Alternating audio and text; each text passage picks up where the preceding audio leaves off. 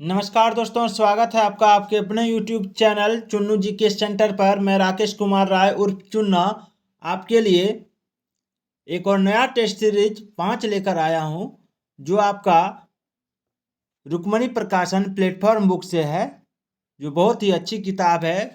तो चलिए इससे हम लोग देखते हैं और इसमें कितने प्रश्न हम लोग करेंगे ये भी देखते हैं। मैं आपको अभी रोज जीके और जीएस का प्रश्न करवा रहा हूं, ताकि आप बीएसएससी की किसी भी एग्ज़ाम के लिए तैयार हो सकें, चाहे वो इंटर लेवल का हो या फिर कोई लेवल का हो, वो उसका आप तैयारी बढ़िया से कर सकें। तो चलिए पहला सवाल हम लोग देखते हैं। निम्नलिखित में से किस वर्ष को पहली बार ग्राम सभा वर्ष घोषित किया गया था? बहुत ही इंपॉर्टेंट सवाल है। मैं आपको डिटेल के साथ बताता हूँ। थोड़ा डिटेल बताने का तरीका अगर आपको अच्छा लगता है तो कमेंट जरूर करिएगा दोस्तों। वीडियो देखते देख कमेंट और एक लाइक जरूर कर दीजिएगा। चलिए इसका आंसर हो जाएगा ऑप्शन बी, 2009-10। 2009-10 को पहली बार ग्राम सभा वर्ष घोषित किया गया था और अनुच्छेद 243 ग के अधीन राज्य विधानमंडल की विधि द्वारा पंचायतों की संरचना के संबंध में उपबंध करने की शक्ति प्रदान की गई है। इसको याद रखिएगा। और अनुच्छेद 343 ख के अनुसार ग्राम पंचायतों के गठन के संबंध में राज्य विधानमंडल द्वारा कानून बनाया जाना सुनिश्चित किया गया है। याद रखिएगा साथ में ये भी कि ग्राम न्यायालय अधिनियम 2008 को केंद्र सरकार ने 2 अक्टूबर 2009 को लागू कर दिया। अगला सवाल, पंचशील समझौता किन दो देशों के बीच हुआ था? तो पंचशील समझौता 29 अप्रैल 1954 को भारत और चीन देश के बीच हुआ था। इसको जरूर याद रखिएगा। पंचशील समझौता पर हस्ताक्षर भारत के तत्कालीन प्रधानमंत्री जो उस समय थे JL नेहरू, जवाहरलाल नेहरू, और चीन के तत्कालीन प्रधानमंत्री चाओ एन लाई थे। तत्कालीन ये दोनों नहीं थे। नेहरू का पंचशील सिद्धांत बौद्ध धर्म से ग्रहण किया गया था। संविधान के अनुच्छेद 51 के अनुसार राज्य यानी भारत अंतर्राष्ट्रीय शांति और सुरक्षा को बढ़ावा देगा तथा अन्य राष्ट्रों के बीच न्याय और सम्मानपूर्वक संबंधों को बनाए रखने का प्रयत्न करेगा। याद रखिएगा। और गुटनिरपेक्ष आंदोलन और पंचशील भारतीय विदेश नीति का एक आधार है। बिहार में कुल कितने जिले हैं? तो बिहार में कुल 38 जिले हैं। इसको याद रखिएगा। बिहार में कुल 40 पुलिस जिले हैं। नवगछिया और बगहा दोनों पुलिस जिला है। याद रखिएगा। सबसे अधिक जिले उत्तर प्रदेश में है। उत्तर प्रदेश में 75 जिले हैं। याद रखिएगा। और बिहार का 38वां जिला अरवल को बनाया गया और बिहार में कुल 9 प्रमंडल है। इसको भी याद रखिएगा। और बिहार का राज्य के पशु बैल, राज्य के पक्षी गोरैया, राज्य के पुष्प गेंदा और राज्य के वृक्ष पीपल तथा राज्य के चिन्ह बोधि वृक्ष है। बिहार विधानसभा में सीटों की संख्या 243 और राज्यसभा में सीटों की संख्या 16 है और लोकसभा में सीटों की संख्या 40 है बिहार में, तथा विधान परिषद सदस्यों की संख्या 75 है। ये भी याद रखिएगा। मैं एक प्रश्न पूछूंगा, उस प्रश्न के उत्तर को देते हुए मैं लगभग आपको 20 प्रश्न का तैयारी कराऊंगा दोस्तों। अगर आप 60 प्रश्न करके जाइएगा तो उसमें सोच लीजिएगा कि आपको 300 प्रश्न, 200 से ऊपर प्रश्न का तैयारी होगा। चलिए, बिहार की यात्रा करने वाला प्रथम ब्रिटिश यात्री कौन था? तो इसका आंसर है आपका रॉल्फ फिच। ठीक है, कौन है? Ralph Fitch. याद रखिएगा। और रॉल्फ फिच अकबर के समय भारत आया था। और सर टॉमस रो, इसको भी याद रखिए, सर टॉमस रो जहांगीर के दरबार में 1500 ईस्वी में आया था। 1615 ईस्वी में। और जहांगीर के दरबार में आने वाले प्रथम अंग्रेज कैप्टन हॉकिंस था। यह भी याद रखिएगा, 1609 ईस्वी में आया था। और भारत में प्रथम अंग्रेजी फैक्ट्री सूरत में स्थापित किया गया 1608 ईस्वी में। और भारत में यूरोपीय शक्तियों के आगमन का क्रम है। सबसे पहले पुर्तगाली आए, फिर डच आए, फिर अंग्रेज, फिर डेनिश, फिर फ्रांसीसी। इसको याद रखिएगा। पूरा एकदम एक एक लाइन को आप नोट करते जाइए।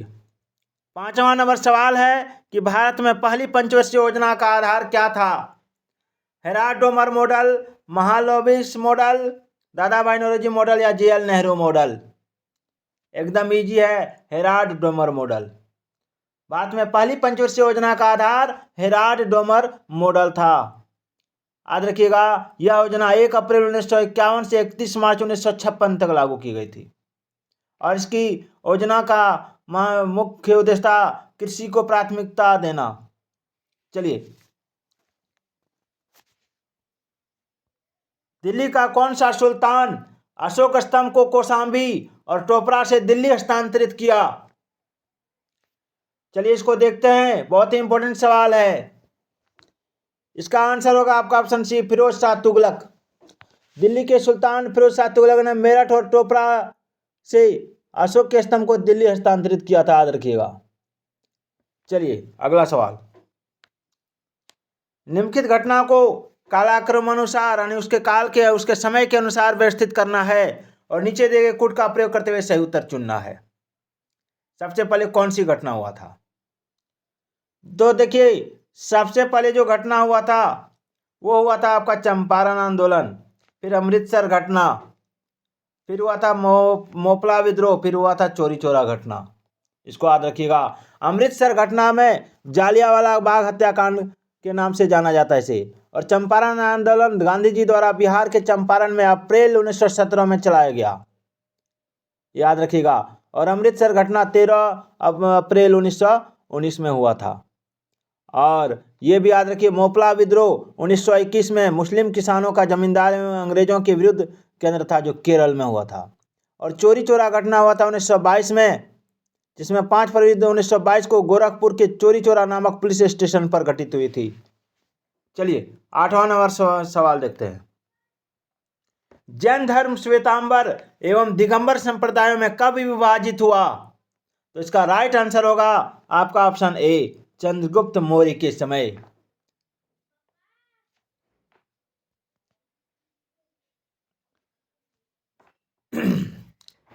चलिए, प्रसिद्ध रेशम मार्ग पर किस वंश के शासकों का अधिकार था? तो इसका राइट आंसर होगा आपका ऑप्शन सी, कुषाणों का।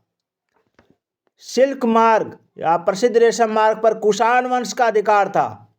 रेशम की जन्मभूमि याद रखिए चीन है, और चीन से निर्यात होने वाले रेशम मार्ग पर कुषाण का अधिकार होने के कारण उन्हें काफी आर्थिक लाभ हुआ। कनिष्क कुषाण वंश का महानतम शासक था, इसको याद रखिएगा। चलिए,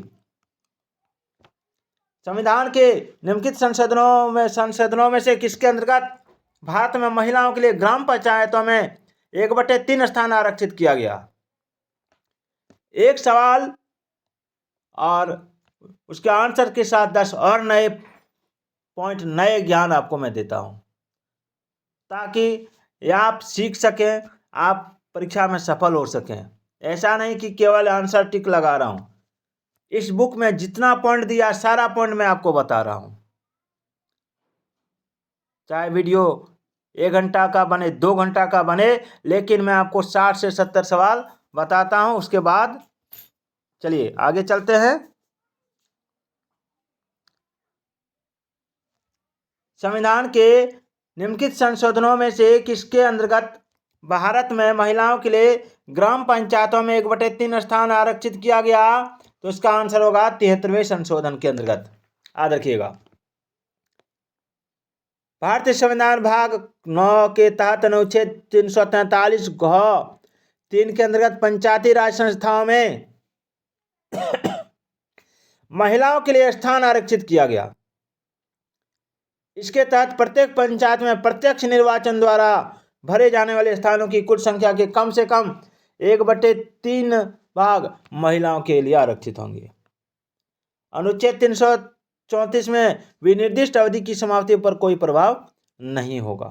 चलिए आगे देखते हैं। देवनागरी लिपि का सही विकास क्रम क्या है? तो देखिए, देवनागरी लिपि का सही विकास क्रम आपको बताना है। तो देखिए, इसका आंसर होगा आपका, सबसे पहले हुआ था आपका ब्राह्मी लिपि, ठीक है, फिर आपका गुप्त लिपि, नागरी लिपि, तब देवनागरी लिपि। मूल रूप से ब्राह्मी लिपि भारत की अधिकांश लिपियों की जननी है। भारत में लिपि उपस्थिति का प्रथम साक्ष्य सिंधु घाटी सभ्यता के स्थलों से प्राप्त हुआ है, याद रखिएगा। और ये भी बताते चलूं कि बिहार के मैथिली को मिथिलाक्षर लिपि या कैथी लिपि के नाम से भी जाना जाता है। यह लिपि बांग्ला लिपि से मिलती जुलती है। चलिए, निम्नलिखित में से किस शैलकृत गुफा में 11 सिरों के बोधिसत्व का अंकन मिलता है? तो देखिए, इसका राइट आंसर होगा आपका ऑप्शन सी, कान्हेरी। कान्हेरी गुफाएं महाराष्ट्र में मुंबई शहर की का एक पर्यटन स्थल है, जहां 67 गुफा में 11 सिरों के बोधिसत्व का अंकन मिलता है। और कान्हेरी 67 द्वीप पर अवस्थित है, इसको याद रखिएगा। चलिए आगे बढ़ते हैं।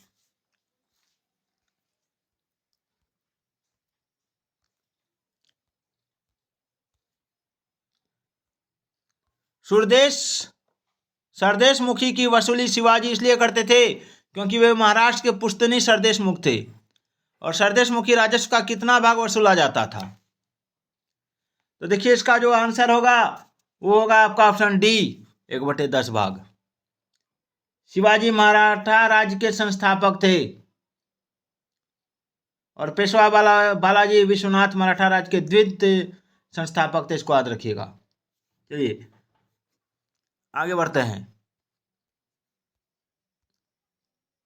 मराठों एवं मोहम्मद शाह अब्दाली के मध्य लड़े गए पानीपत के तीर्थ युद्ध के समय कौन पेशवा था? तो इसका राइट आंसर होगा आपका ऑप्शन बी, बालाजी बाजीराव। नादिर शाह को ईरान का नेपोलियन कहते हैं, ये भी पॉइंट याद रखिएगा। चलिए आगे बढ़ते हैं। कृष्णा नदी पर स्थित श्रीशैलम बांध किस राज्य में स्थित है? तो ये आपका आंध्र प्रदेश में है। कृष्णा नदी महाराष्ट्र के महाबलेश्वर से निकलती है तथा महाराष्ट्र, कर्नाटक, तेलंगाना और आंध्र प्रदेश में बहती हुई बंगाल की खाड़ी में मिल जाती है। और इसकी लंबाई 1401 किलोमीटर है। कोयना, तुंगभद्रा और भीमा इसकी प्रमुख सहायक नदियां हैं। चलिए इसको आगे बढ़ते हैं। माइकल ओडायर की हत्या किस भारतीय क्रांतिकारी ने की थी? तो इसका राइट आंसर होगा आपका ऑप्शन सी, उधम सिंह ने। 13 मार्च 1940 को लंदन में पंजाब के सुनाम नामक स्थान के सरदार उधम सिंह ने पंजाब के भूतपूर्व लेफ्टिनेंट गवर्नर माइकल ओडायर को गोली मारकर हत्या कर दी। और 13 अप्रैल 1919 को अमृतसर में जालियांवाला बाग हत्याकांड हुआ था, याद रखिएगा। और डॉक्टर सतपाल और सैफुद्दीन किचलू की गिरफ्तारी के विरोध में हो रही जनसभा पर जनरल डायर ने अंधाधुंध गोलियां चलवाई। और जालियांवाला बाग हत्याकांड में हंसराज नामक भारतीय ने डायर का सहयोग किया था। शंकरन नायर ने जालियांवाला बाग हत्याकांड के विरोध में वायसराय को कार्यकारिणी परिषद के सदस्यता से इस्तीफा दे दिया। और जालियांवाला बाग कभी जाला नामक व्यक्ति की संपत्ति थी, इसलिए इसको जालियांवाला बाग कहते हैं। चलिए आगे बढ़ते हैं। निम्नलिखित में से किस राज्य के कुल सिंचित क्षेत्र का अधिकतम प्रतिशत तालाबों द्वारा सिंचित होता है? तो आंसर होगा आपका ऑप्शन डी, तमिलनाडु। चलिए सूची 1 और सूची 2 को सुमेलित कीजिए और इनके नीचे दिए गए कूटों में से सही उत्तर का चयन कीजिए। तो देखिए, इसका राइट आंसर क्या होगा, आइए देखते हैं। इसका राइट आंसर मैं आपको बता देता हूं। हंगुल जो है दाची गांव में मिलेगा, ठीक है। हंगुल दाची गांव में, और बाघ सुंदरवन में, और भारतीय सिंह जो है ये गिरवन में, और राइनोसेरस जो है ये काजीरंगा में, यानी ऑप्शन बी इसका राइट आंसर होगा। चलिए, सतोपंथ ग्लेशियर अवस्थित है। ये ग्लेशियर कहाँ अवस्थित है? सतोपंथ ग्लेशियर। तो देखिए, ये ग्लेशियर जो है आपका अवस्थित है उत्तराखंड में। सियाचिन ग्लेशियर लद्दाख में है, इसको याद रखिएगा। और सियाचिन भारत और पाकिस्तान की सीमा पर अवस्थित है। और सतोपंथ ग्लेशियर बद्रीनाथ से 17 किलोमीटर की दूरी पर अवस्थित है। और इन ग्लेशियर से अलकनंदा नदी निकलती है। चलिए आगे बढ़ते हैं। निम्नलिखित में से कौन सी संसदीय कार्यविधि भारत की देन है? तो इसका राइट आंसर होगा आपका ऑप्शन सी, शून्यकाल। शून्यकाल संसदीय कार्यविधि भारत की देन है। शून्यकाल भारतीय संसदीय प्रणाली में 1962 ईस्वी से प्रारंभ हुआ, याद रखिएगा। और भारतीय संविधान के अनुच्छेद 111 के अधीन राष्ट्रपति संसद के दोनों सदनों द्वारा पारित विधेयक पर जब हस्ताक्षर करता है तब वह अधिनियम बन जाता है। और राष्ट्रपति के वीटो शक्ति का वर्णन भी अनुच्छेद 111 में वर्णित है। चलिए आगे बढ़ते हैं। भारतीय संविधान की प्रस्तावना में न्याय शब्द का प्रयोग किस अर्थ में किया गया? तो न्याय शब्द का जो प्रयोग किया गया उसका आंसर होगा आपका ऑप्शन ए, सामाजिक, आर्थिक और राजनीतिक न्याय। चलिए, प्रस्तावना में अब तक एक बार संशोधन हुआ, इसको याद रखिएगा। वित्त आयोग की संस्तुतियां क्या है? तो वित्त आयोग की संस्तुतियां जो है वो हो जाएगा आपका ऑप्शन डी। एक मिनट, कहाँ जा रहा है बाबू? हाँ, यहीं रहेगा, अभी पढ़ाना है हमको। ऑप्शन डी, सरकार द्वारा सुविधा अनुसार स्वीकृत या अस्वीकृत कर दी जाती है। भारतीय संविधान के अनुच्छेद 280 के अधीन वित्त आयोग का गठन किया जाता है और राष्ट्रपति प्रत्येक 5 वर्ष पर वित्त आयोग का गठन करते हैं, इसको याद रखिएगा। और 15वें वित्त आयोग का अध्यक्ष एन.के. सिंह है। ठंड का मौसम है, मैं आपके लिए वीडियो बना रहा हूं, तो वीडियो को एक लाइक, सब्सक्राइब और शेयर जरूर कीजिएगा। अगर जो मेरे चैनल पर नए हैं, जो पुराने हैं, वे अपने दोस्तों के पास शेयर जरूर कीजिएगा दोस्तों। चलिए, सवाल है, मंत्रिपरिषद से पद त्याग करने के लिए मंत्री किसे अपना त्याग पत्र संबोधित करेगा? तो इसका राइट आंसर होगा ऑप्शन ए, राष्ट्रपति। मंत्रिपरिषद से पद त्याग करने के लिए मंत्री अपना त्याग पत्र राष्ट्रपति को देते हैं और मंत्री राष्ट्रपति के नाम से संघ के मंत्रियों के रूप में कार्य करते हैं। चलिए आगे बढ़ते हैं। भारतवर्ष के लिए एक संघीय ढांचे को सर्वप्रथम किस अधिनियम द्वारा प्रस्तुत किया गया? तो इसका राइट आंसर होगा ऑप्शन सी, 1935 के अधिनियम के द्वारा। भारतीय संविधान के अनुच्छेद 1 में भारत को राज्यों का संघ कहा गया है, यह भी याद रखिएगा। लोकसभा का 5 वर्ष का सामान्य कार्यकाल समाप्त होने से पहले इसे कौन भंग कर सकता है? तो इसका राइट आंसर होगा आपका ऑप्शन सी, राष्ट्रपति प्रधानमंत्री की सिफारिश पर। याद रखना है। और लोकसभा का कार्यकाल साधारणतः 5 वर्ष का होता है और विशेष परिस्थिति में अवधि एक बार में 1 वर्ष बढ़ाया जा सकता है। आपातकाल समाप्त होने के बाद अधिकतम 6 माह से अधिक नहीं हो सकता। चलिए अगला सवाल, निम्नलिखित में से कौन सा देश आसियान का सदस्य नहीं है? तो आसियान का सदस्य बांग्लादेश नहीं है, बाद बाकी आपका वियतनाम है, ब्रुनई, दारुसलाम है, म्यांमार है। आसियान यानी ASEAN, इसको आसियान या एशियन कहते हैं। इसका फुल फॉर्म है association of south east Asian Nations. ASEAN में शामिल सदस्य देश हैं Myanmar, Cambodia, Laos, Vietnam, Thailand, Brunei, Indonesia, Malaysia, Philippines तथा सिंगापुर। और इसकी स्थापना 8 अगस्त 1967 में हुई थी और इसका मुख्यालय इंडोनेशिया में स्थित है। और 24 अगस्त 1966 से भारत इसका पूर्ण संवाद सहभागी है। चलिए आगे बढ़ते हैं। थोड़ा सा कलर में हरा कलर को थोड़ा चेंज करता हूँ, ब्लू मारता हूँ, कर लेते हैं, ठीक है। चलिए, निम्नलिखित में से कौन सा देश, ये तो बता दिया मैंने आपको, 1 मिनट आगे बढ़ते हैं। निम्नलिखित अनुच्छेदों में से कौन एक राज्य सरकार को ग्राम पंचायतों को संगठित करने के लिए निर्देशित करता है? तो देखिए दोस्तों, इसका आंसर हो जाएगा आपका ऑप्शन बी, अनुच्छेद 40। भारतीय संविधान का अनुच्छेद 40 राज्य सरकार को ग्राम पंचायतों को संगठित करने के लिए निर्देशित करता है। अनुच्छेद 40 को भारतीय संविधान में गांधीवादी दर्शन माना जाता है और नीति निर्देशक तत्व भारतीय संविधान के भाग 4 में अनुच्छेद 36 से 51 तक वर्णित है। चलिए, एगमार्क हैं, क्या है एगमार्क? तो एगमार्क जो होता है दोस्तों, वो होता है आपका गुणवत्ता गारंटी की मोहर, ठीक है, गुणवत्ता गारंटी की मोहर। एगमार्क केंद्र सरकार द्वारा प्रायोजित योजना है जो कृषि उत्पाद अधिनियम 1937 के अंतर्गत कृषि और संबद्ध उत्पादों की ग्रेडिंग और मानकीकरण को प्रोत्साहित करती है, याद रखिएगा। चलिए आगे बढ़ते हैं। एक और वर्ड आता है बार बार, इको मार्क। तो कोई उत्पाद पर्यावरण को किस प्रकार की हानि पहुंचाने वाला है या नहीं, इसको प्रमाणित करता है, इसको इको मार्क कहते हैं। चलिए आगे बढ़ते हैं। जारवा जनजाति पाई जाती है, कहाँ पाई जाती है जारवा जनजाति दोस्तों? तो जारवा जनजाति आपका अंडमान और निकोबार द्वीप समूह की एक प्रमुख जनजाति है, इसको याद रखिएगा, ठीक है। और यह जनजाति दक्षिण और मध्य अंडमान द्वीप के पश्चिमी तटों पर पाई जाती है, और इनके संरक्षण के लिए सरकार द्वारा जारवा संरक्षित क्षेत्र का निर्माण किया गया है। और ये भी साथ में याद रखिए, भील जो है भारत की सबसे बड़ी जनजाति है, और गौंड जो है भारत की दूसरी सबसे बड़ी जनजाति है। ये सवाल परीक्षा में आता है।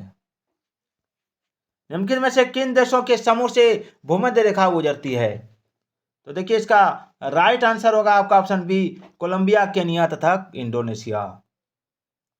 कोलंबिया, केनिया तथा इंडोनेशिया देशों के समूह से भूमध्य रेखा गुजरती है, इसको याद रखिएगा। चलिए एक चीज याद रखिए कि 1 डिग्री देशांतर का भूमध्य रेखा पर दूरी होता है 111.32 किलोमीटर। चलिए, राष्ट्रपति के निर्वाचन में निम्नलिखित में से कौन भाग नहीं लेता है? तो इसका राइट आंसर क्या होगा? तो इसका राइट आंसर होगा ऑप्शन सी, लोकसभा का गैर निर्वाचित सदस्य। भारतीय संविधान के अनुच्छेद 54 में निर्वाचन मंडल की चर्चा है, जिसमें लोकसभा, राज्यसभा और विधान मंडलों के निर्वाचित सदस्य भाग लेते हैं, मनोनीत सदस्य नहीं लेते हैं। चलिए आगे बढ़ते हैं। निम्नलिखित में से कौन सा वर्गीकरण कच्ची सामग्री के आधार पर उद्योगों का वर्गीकरण है? तो इसका राइट आंसर होगा आपका ऑप्शन बी, प्राथमिक, आधारभूत और उपभोक्ता। बहुत ही इंपॉर्टेंट, बहुत ही अच्छी बुक है, इसको जरूर पढ़िएगा। रुक्मणी प्रकाशन प्लेटफॉर्म बुक से मैं अभी आपको टेस्ट सीरीज 5 पढ़ा रहा हूं दोस्तों, ताकि आपका बीएसएससी की कोई भी परीक्षा, चाहे बीएसएससी इंटर लेवल एग्जाम हो या बीएसएससी का कोई भी एग्जाम, आप क्लियर कर सकें। तो चलिए आगे बढ़ते हैं। जुलाई 2023 को भारतीय अंतरिक्ष अनुसंधान संगठन इसरो द्वारा लॉन्च चंद्रयान 3 अंतरिक्ष यान को कहां से लॉन्च किया गया? तो इसका आंसर होगा आपका ऑप्शन बी, सतीश धवन अंतरिक्ष केंद्र से। देख सकते हैं रुक्मणी प्रकाशन का है। चलिए हम लोग इधर चलते हैं।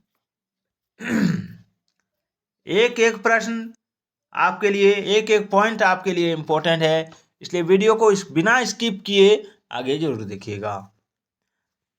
34 नंबर सवाल है कि जो बैंक नीचे बिना नोटिस के निकाले जा सकते हैं उन्हें कहा जाता है, क्या कहा जाता है? तो उन्हें कहा जाता है आपका मांग निक्षेप। चलिए आगे बढ़ते हैं।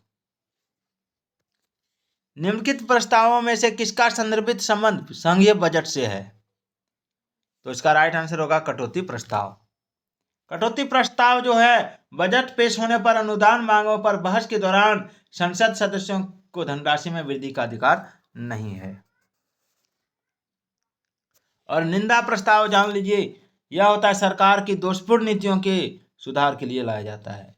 और स्थगन प्रस्ताव जो होता है वह होता है किसी अत्यावश्यक सार्वजनिक बातों के विषय पर सदन के सदस्यों का ध्यान आकृष्ट करने हेतु लाया जाता है। पद्मश्री पुरस्कार 2023 के लिए बिहार की कितनी हस्तियों को चुना गया है? इसका राइट आंसर हो जाएगा आपका ऑप्शन सी यानी 3। चलिए, इसमें पद्मश्री पुरस्कार के लिए सम्मानित बिहार की 3 हस्तियां, सुभद्रा देवी जो पेपर में सी कला जो मधुबनी से है, आनंद कुमार शिक्षा क्षेत्र से है, और कपिल देव प्रसाद हस्तकरघा कपड़ा से है, याद रखिएगा। चलिए अगला सवाल है, मुद्रा अवमूल्यन का परिणाम क्या होता है? तो देखिए, मुद्रा अवमूल्यन का परिणाम होता है निर्यात में वृद्धि तथा भुगतान संतुलन में सुधार लाना, यानी ऑप्शन बी। अवमूल्यन का अर्थ होता है अंतर्राष्ट्रीय मुद्रा की तुलना में किसी देश की मुद्रा का मूल्य कम करना। चलिए आगे बढ़ते हैं। बाद में एग्रो इकोलॉजिकल जोन्स यानी कृषि पारिस्थितिकी क्षेत्र की कुल संख्या कितनी है? तो इसका राइट आंसर होगा आपका ऑप्शन डी 20। भारत में एग्रो इकोलॉजिकल जोन्स की संख्या 20 है, और कृषि पारिस्थितिक उपक्षेत्रों की संख्या 60 है। तिब्बतों के पठार की समुद्र तल से औसत ऊंचाई कितना है? तिब्बत के पठार की समुद्र तल से औसत ऊंचाई जो है कितना है? तो इसका राइट आंसर होगा आपका ऑप्शन डी 5 किलोमीटर। तिब्बत का पठार जो है इसकी औसत ऊंचाई समुद्र से 5 किलोमीटर है। तिब्बत स्थित पामीर के पठार को विश्व का छत कहा जाता है और तिब्बत चीन के अधीन स्वायत्त प्रक्षेत्र है। तिब्बत का पठार हिमालय पर्वत श्रृंखला से लेकर उत्तर में तकड़ा मकान रेगिस्तान तक विस्तृत है। चलिए आगे बढ़ते हैं। ये भी याद रखिए कि तिब्बत का पठार लगभग 25 लाख वर्ग किलोमीटर फैला है। बाद में निम्नलिखित कौन सी पर्वतीय श्रेणी केवल एक ही राज्य में फैली है? तो देखिए इसका राइट आंसर होगा आपका ऑप्शन बी, अजंता। अजंता पर्वत श्रेणी केवल एक ही राज्य में फैला है। अजंता पर्वत श्रेणी पश्चिम भारत में अवस्थित है। अजंता पर्वत श्रेणी महाराष्ट्र में केवल फैला है। चलिए, निम्नलिखित देशों के मुद्रा का कौन सा विकल्प सुमेलित नहीं है? देखिए इसका हो जाएगा आपका इटली यूरो, ये सुमेलित नहीं है। इटली की मुद्रा लीरा है, बाकी सब विकल्प सुमेलित है। चलिए आगे बढ़ते हैं। भारतीय महाद्वीप पर ग्रीष्म ऋतु में उच्च ताप और निम्न दाब हिंद महासागर से वायु का आकर्षण करते हैं, जिसके कारण प्रवाहित होती है। तो इसका क्या प्रवाहित होती है? तो इसका राइट आंसर होगा आपका ऑप्शन ए, दक्षिण पश्चिम मानसून। ठीक है।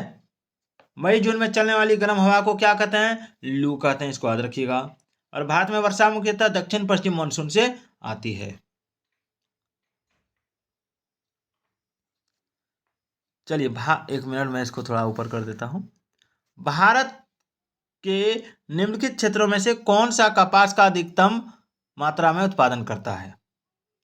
तो इसका राइट आंसर होगा आपका ऑप्शन बी, उत्तर पश्चिम और पश्चिमी भारत। उत्तर पश्चिम और पश्चिमी भारत कपास का अधिकतम मात्रा में उत्पादन करता है। इसमें गुजरात और महाराष्ट्र जो है भारत में मुख्य कपास उत्पादक राज्य है। कपास की खेती जो होती है काली मिट्टी में होती है, इसको याद रखिएगा। चलिए आगे बढ़ते हैं। अलमट्टी बांध किस नदी पर है? तो अलमट्टी बांध जो है वो आपका है कृष्णा नदी पर, याद रखिएगा ऑप्शन डी, कृष्णा नदी। अलमट्टी बांध परियोजना उत्तरी कर्नाटक में कृष्णा नदी पर स्थित है और यह परियोजना 2005 में बनकर तैयार हुई थी। और याद रखिए कि महानदी पर हीराकुंड बांध है और कोसी नदी पर हनुमान बैराज है, इसको भी याद रखिएगा।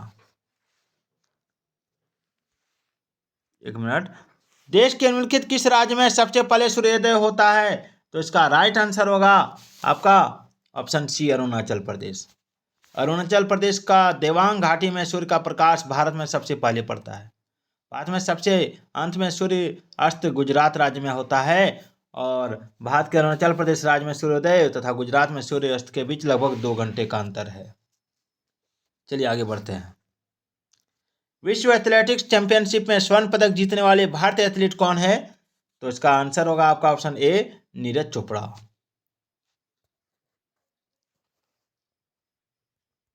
आगे इधर चलते हैं। BSSC exam test series volume 1 लेकर आया हूं मैं, जो आपकी परीक्षा के लिए बहुत ही इम्पोर्टेंट होने वाला है। भारत के बाहर विश्व के पहले योग विश्वविद्यालय का उद्घाटन कहाँ किया गया? तो देखिए इसका आंसर हो जाएगा आपका option D, Los Angeles. Bharat के बाहर विश्व के पहले योग विश्वविद्यालय का उद्घाटन लॉस एंजिल्स में किया गया था। चलिए आगे बढ़ते हैं। Listen to your heart the London adventure पुस्तक के लेखक कौन है?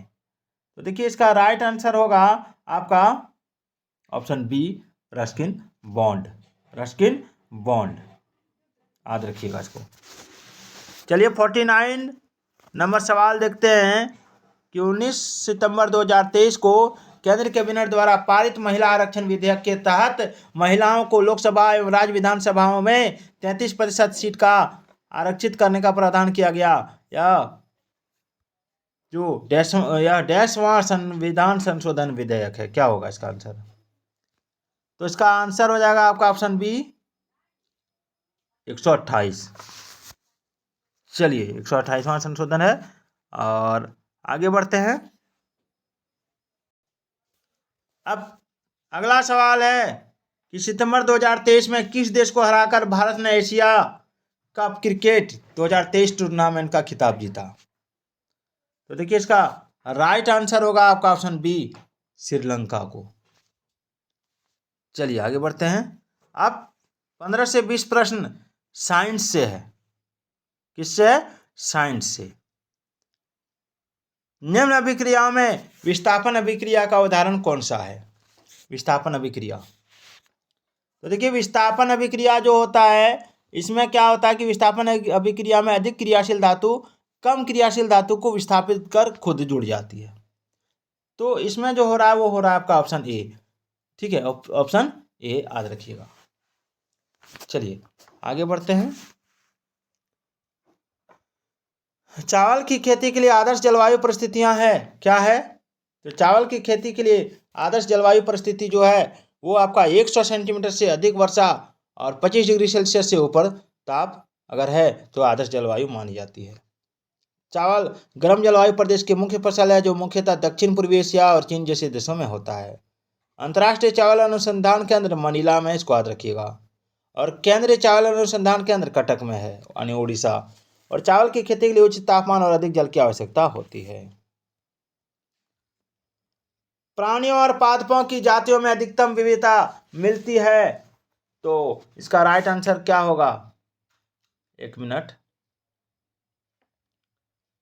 कहाँ चला जाएगा? हाँ यहीं रहेगा। चलो ठीक है, बढ़िया है। इसका जो राइट आंसर होगा वो हो जाएगा आपका ऑप्शन ए, उष्ण कटिबंध के आर्द्र वन में। ठीक है, चलिए कुछ घास के मैदान के बारे में बताता हूँ। आपका उष्ण कटिबंध घास स्थल जो है पूर्वी अफ्रीका में सवाना है, ब्राजील में कंपोस है, वेनेजुएला में लानोस है। और शीतोष्ण कटिबंधीय घास स्थल में अर्जेंटीना में पैम्पास है, उत्तरी अमेरिका में प्रेयरी है, दक्षिण अफ्रीका में वेल्ड है, मध्य एशिया में स्टेपी है, ऑस्ट्रेलिया में डांस है। इसको जरूर याद रखिएगा, बहुत ही इंपॉर्टेंट सवाल है दोस्तों। आगे बढ़ते हैं। अगला सवाल है, भारी मशीनों में स्नेहक के रूप में निम्नलिखित किस वस्तु का इस्तेमाल किया जाता है? तो इसका आंसर हो जाएगा ऑप्शन बी, ग्रेफाइट। ग्रेफाइट षटफल की संरचना की होती है और इसकी एक परत दूसरी पर आसानी से फिसलता है। और कार्बन के प्रमुख अपर रूप जो है ग्रेफाइट हीरा एवं फ्लोरीन है, याद रखिएगा। और पेंसिल में ग्रेफाइट का प्रयोग किया जाता है। चलिए आगे बढ़ते हैं। स्पंज क्या होता है? स्पंज जो है वो एक प्रकार का जीव है। क्या है? जीव है। इस प्राणी के शरीर के सतह पर असंख्य सूक्ष्म छिद्र पाए जाते हैं जिन्हें ऑस्टिया कहते हैं। यह संघ पोरीफेरा का जंतु है और ये बहुकोशिकीय जल जंतु होते हैं। चलिए, और इसमें रीजनरेशन की क्षमता होती है। संघ पोरीफेरा के अन्य उदाहरण है जैसे आपका साइकॉन, स्पॉन्जिला, यूस्पंजिया इत्यादि। चलिए आगे बढ़ते हैं। एक बीकर 4 डिग्री सेल्सियस पर तापमान जल से पूर्णतः जल से भरा है। जल ऊपर से होकर बहने लगेगा, यदि इसे क्या करेंगे? यदि इसे 4 डिग्री सेल्सियस से ऊपर गर्म किया जाए या 4 डिग्री सेल्सियस से नीचे ठंडा किया जाए। चलिए, जल का घनत्व 4 डिग्री सेल्सियस पर सबसे अधिक होता है, जिसके कारण जल का जो आयतन होता है 4 डिग्री सेल्सियस पर न्यूटन हो जाता है। यानी घनत्व बराबर होता है आपका द्रव्यमान बटे आयतन, इसको याद रखिएगा। और 0 डिग्री सेल्सियस जो होता है इस पर तापमान जो इसका जो आयतन होता है, जो अधिक ताप पर जल का आयतन घटता है और 4 डिग्री सेल्सियस पर आयतन न्यूनतम होता है। भूमंडलीय तापन का मुख्य कारण किसकी वृद्धि है? तो भूमंडलीय तापन का मुख्य जो कारण है वो है आपका कार्बन डाइऑक्साइड की वृद्धि। यानी कार्बन डाइऑक्साइड बढ़ रहा है, CO2 गैस जो है बढ़ रहा है, जिसके कारण पृथ्वी की उष्मा को वायुमंडल में जाने से रोकता है। CO2 गैस क्या करता है? पृथ्वी की उष्मा को वायुमंडल में जाने से रोकता है। और CO2 गैस के ठोस रूप को शुष्क बर्फ भी कहते हैं, इसको याद रखिएगा। चलिए आगे बढ़ते हैं। कशेरुकी प्राणियों में चिकनी अंतःप्रद्रवी जालिका स्मूथ एंडोप्लाज्मिक रेटिकुलम बहुत सी दवाओं से डैश का निर्वशीकरण करने में बहुत महत्वपूर्ण भूमिका निभाती है। तो इसका राइट आंसर क्या होगा? तो इसका राइट आंसर होगा आपका ऑप्शन डी, अकृत। ठीक है, क्या है? अकृत। चलिए आगे बढ़ते हैं। इधर है,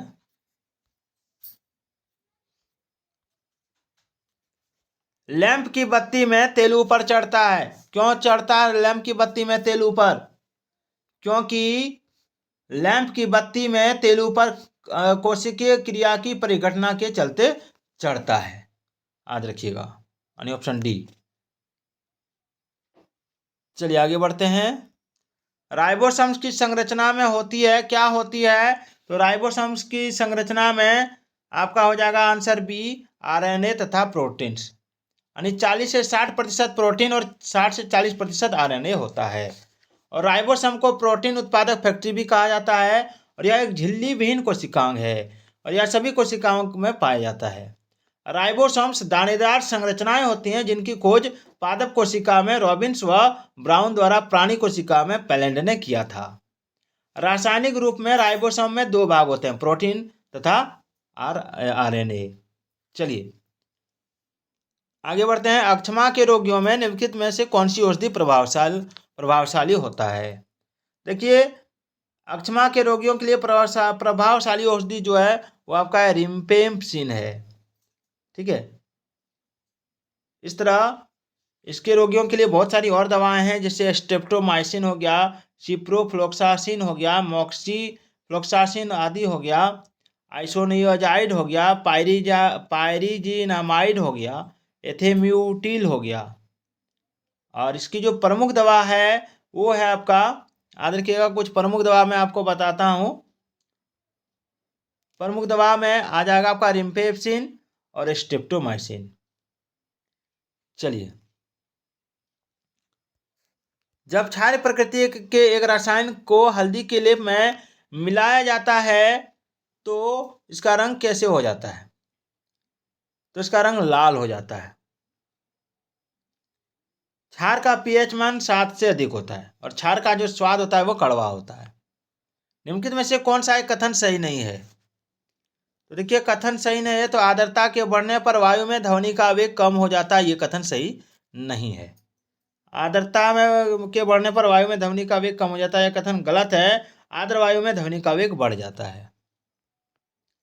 किस पादप को शाक के भारतीय डॉक्टर की उपमा प्रदान की गई है? तो देखिए, इसका राइट आंसर होगा आपका ऑप्शन बी, तुलसी। चलिए, तुलसी जो है यह शाकीय भारतीय डॉक्टर है। तुलसी का वैज्ञानिक नाम ऑसीमम सेक्टम होता है और यह एक द्विबीजपत्री तथा शाकीय औषधीय पौधा है। और तुलसी पौधे का उपयोग सर्दी, जुकाम, खांसी, दंत रोग और श्वास संबंधी रोग के उपचार में किया जाता है, इसको याद रखिएगा। चलिए आगे बढ़ते हैं। प्रतिजैविक दवाएं, एंटीबायोटिक इसको कहते हैं, वायरस पर प्रभावी नहीं होती है क्योंकि इनमें डैश का अभाव होता है। किसका अभाव होता है इसमें? तो इसमें आपका अभाव होता है ऑप्शन, एक मिनट, मैंने आपको 65 नंबर सवाल नहीं बताया है। अच्छा, 66 बताता हूँ, फिर मैं 65 बताऊंगा। तो इसका आंसर हो जाएगा आपका ऑप्शन सी, कोशिका भित्ति। प्रतिजैविक दवाएं विषाणु पर प्रभावी नहीं होती क्योंकि इनमें कोशिका भित्ति का अभाव होता है। विषाणु रासायनिक दृष्टि से ये प्रोटीन आवरण से घिरे न्यूक्लिक अम्ल के खंड हैं और विषाणु में आनुवांशिक पदार्थ आरएनए व डीएनए की उपस्थिति होती है। चलिए, 65 नंबर सवाल क्या है कि जीव विकास के संदर्भ में सांपों में अंगों का लोप होने को स्पष्ट किया जाता है, किससे किया जाता है? तो इसका राइट आंसर हो जाएगा आपका ऑप्शन बी, उपार्जित लक्षणों की वंशानुगति से। चलिए, 67 नंबर सवाल है, क्वथन होता है। तो क्वथन क्या होता है? तो क्वथन होता है एक निश्चित तापक्रम पर। ठीक है, क्वथनांक जो एक निश्चित तापमान है जिस पर कोई पदार्थ वाष्प बन जाता है उसको क्वथनांक कहते हैं। और गलनांक वह बिंदु है जिस तापमान पर कोई पदार्थ गलने लगता है। और 100 डिग्री सेल्सियस जल का उबलने का तापमान है। और जल का क्वथनांक जो होता है 100 डिग्री सेल्सियस पर होता है, यानी 373 केल्विन पर। और जल का हिमांक 0 डिग्री सेल्सियस यानी 273 केल्विन पर होता है। चलिए आगे बढ़ते हैं। 68 नंबर सवाल है कि 11Na22 से 1 बीटा उत्सर्जन के बाद बनने वाला पदार्थ कौन है? तो इसका आंसर हो जाएगा आपका ऑप्शन ए, Mg। चलिए, अंतिम सवाल आपके लिए कि ठोसों के बारे में निम्नलिखित में से कौन सा कथन गलत है? अगर आप जानते हैं तो कमेंट करके जरूर बताइएगा। तो आज का ये वीडियो आपको कैसा लगा ये भी बताइएगा। तो फिर मिलता है अगले वीडियो में, तब तक के लिए जय हिंद जय भारत।